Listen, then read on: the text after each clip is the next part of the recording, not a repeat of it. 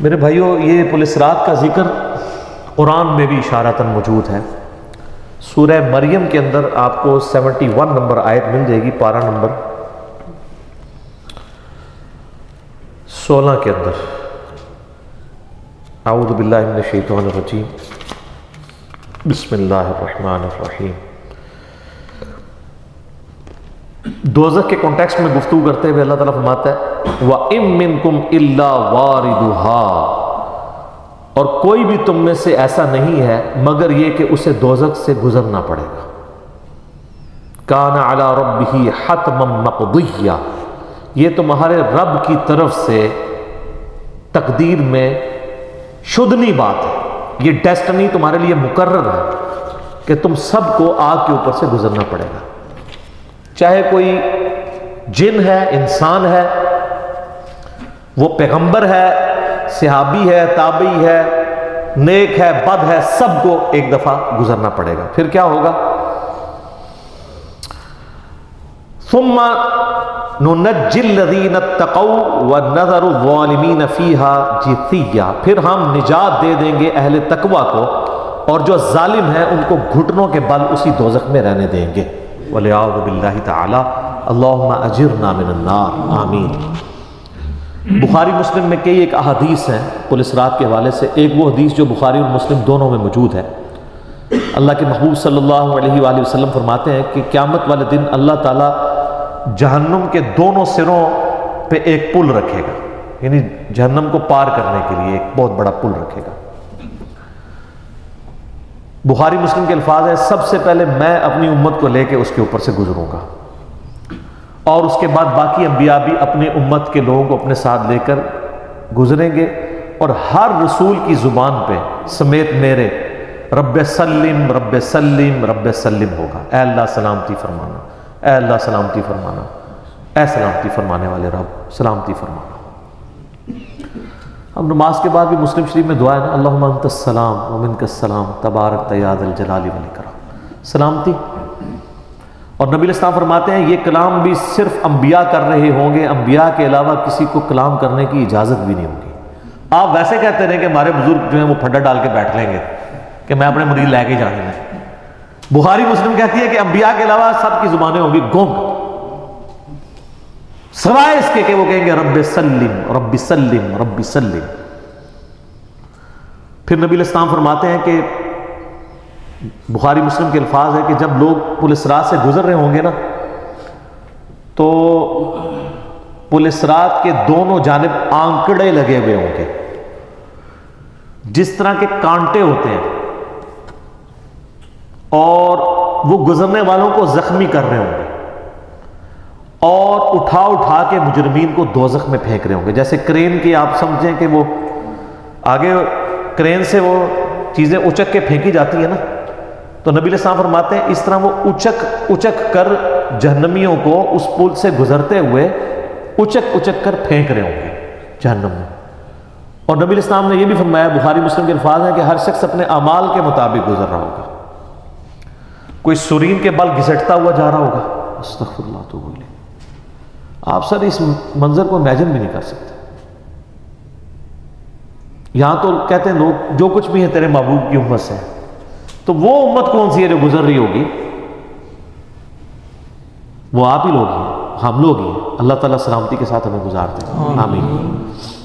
آپ علیہ السلام فرمایا کہ بعض لوگ جو ہیں وہ یعنی تیز رفتاری سے گزر رہے ہوں گے، بعض گھسٹ کے اپنے اعمال کے مطابق گزر رہے ہوں گے، اور پھر لوگ کٹ کے دوزخ میں گر رہے ہوں گے۔ بخاری مسلم کے الفاظ ہیں اس پل سے کٹ کے دوزخ میں گر رہے ہوں گے، پھر وہ دوزخ میں رہیں گے یہاں تک کہ اللہ تعالیٰ ان کے لیے کوئی فیصلہ فرما دے۔ وَلِعَوْذُ بِاللَّهِ تعالیٰ، اللہ تعالیٰ کی پناہ، اللہم اجرنا من النار، آمین ثم آمین۔ صحیح مسلم میں ایک حدیث ہے، ابو سعید خدری کہتے ہیں کہ ہمیں یہ بات بھی پہنچی ہے کہ وہ پل جو ہے وہ تلوار کی دھار سے زیادہ تیز اور بال سے زیادہ باریک ہوگا۔ یہ الفاظ بالکل صحیح ہیں صحیح مسلم کے اندر۔ تو اس پل سے تو کوئی بندہ مہارت کے ساتھ بھی نہیں گزر سکتا، کوئی چائنی بھی نہیں گزر سکتا، وہ جو تو یہ اس کے اوپر سے گزرنا ایک معجزے والا معاملہ ہی ہوگا جس کو اللہ تعالیٰ نجات دے گا. اور یہ جو میں نے آیت پڑھی نا سورہ المریم کی آیت نمبر 71، اس کے کانٹیکسٹ میں کتاب التفسیر چیپٹر میں امام ترمذی اسی آیت کو ہیڈنگ بنا کے نا اس کے نیچے ایک حدیث لے کے آئے ہیں. یعنی یہ جو میں نے کہا نا قرآن میں پل اسرات کا ذکر ہے، امام ترمذی کا بھی یہی فہم ہے. انہوں نے اس آیت کی ہیڈنگ بنا کے جامعہ ترمذی میں حدیث لی ہے بالکل صحیح سند کے ساتھ پل اسرات کے حوالے سے، کہ نبی صلی اللہ علیہ وآلہ وسلم نے ارشاد فرمایا کہ یہ پل اسرات جہنم پہ رکھا ہوا ایک پل ہے جس پر سے لوگوں کو گزرنا پڑے گا اور ہر شخص اپنے اعمال کے مطابق گزرے گا. بعض لوگ بجلی کی سی تیزی سے گزر جائیں گے، جیسے آسمان سے ایسے بجلی کڑک کے نیچے پتہ ہی نہیں ود ان سیکنڈس. بعض ہوا کی تیزی سے گزریں گے جو اس سے کم نیک ہوں گے. بعض گھوڑ سوار یا اونٹ سوار کی سی تیزی سے گزریں گے، بعض بھاگتے ہوئے گزر جائیں گے، اور بعض جو ہیں وہ پیدل چلتے ہوئے، اور بعض سرین کے بل گھسٹتے ہوئے. سر اتنا لمبا پل، پتہ نہیں کتنی مسافت ہے. بلکہ بخاری مسلم میں الفاظ ہے، نبی نے صاحب فرمایا کہ اس پل کی لمبائی اللہ ہی بہتر جانتا ہے، مجھے نہیں پتا کتنی ہے. ہائے ہائے ہائے ہائے. اور بعض ایسے ہوں گے جو کٹ کٹ کے پھر دوزخ میں گر رہے ہوں گے، اور ان کا معاملہ پھر بعد میں اللہ تعالیٰ طے کرے گا کہ ان کے ساتھ کیا کرنا ہے. استغفر اللہ. جامع ترمذی میں ایک حدیث ہے، حضرت انس بن مالک جو حضور کو 10 سال تک وضو کرواتے رہے، بخاری مسلم میں آئے. ترمذی میں الفاظ ہیں، وہ کہتے ہیں یا رسول اللہ قیامت الدین آپ میری شفاعت کریں گے؟ فرمایا میں کروں گا. تو یا رسول اللہ مجھے اپنا پتہ بتا دیں، میں آپ کو کہاں تلاش کروں. انہوں نے انشور کیتا ہے، آپ نے فرمایا تم پورے صراط پہ آ جاؤ. آئے ہائے ہائے. تم مجھے پل صراط پہ دیکھ لینا، میرے امتی گزر رہے ہوں گے، میں ان کے لیے سلامتی کی دعا کر رہا ہوں گا. کہا یا رسول اللہ میں پل صراط پہ نہ پاؤں. تو آپ نے فرمایا کہ پھر تم میزان عمل پہ آ جاؤ جہاں لوگوں کے نامہ اعمال تولے جا رہے ہیں. نبی الاسلام کا نامہ اعمال نہیں تول رہا ہوگا، آپ کو تو اللہ نے امن دے دیا نا، انا فتحنا لک فتحا مبینا. اور بخاری مسلم میں حدیث ہے، حدیث شفاعت کے سارے نبیوں سے لوگ ہوتے ہوتے حضرت عیسیٰ کے پاس جب اینڈ پہ آئیں گے نا تو وہ کہیں گے بس ایک ہی شخص ہے جس کو امن ملا ہوا ہے، تو محمد رسول اللہ کے پاس جاؤ، وہ شفاعت کریں گے. تو آپ علیہ السلام اپنی امت کی خاطر ہی یعنی میزان عمل پہ تکلیف کاٹ رہے ہوں گے. کہا یا رسول اللہ میزان عمل پہ بھی نہ پاؤں تو کہاں جاؤں؟ فرمایا پھر تم حوض کوثر پہ آ جاؤ، میں وہاں پہ اپنے امتیوں کو مشروب پلا رہا ہوں. بخاری مسلم میں درجنوں احادیث ہیں، آسمان کے ستاروں کے برابر اس کے برتن ہیں، اور جو ایک بار پیے گا وہ کبھی پیاسا نہیں ہوگا. جنت میں لوگ مشروب لذت کے لیے پئیں گے، پیاس کی وجہ سے نہیں پئیں گے. ان کا یا رسول اللہ اگر آپ مجھے پل صراط پہ بھی نہ ملے، میزان عمل پہ بھی نہ ملے،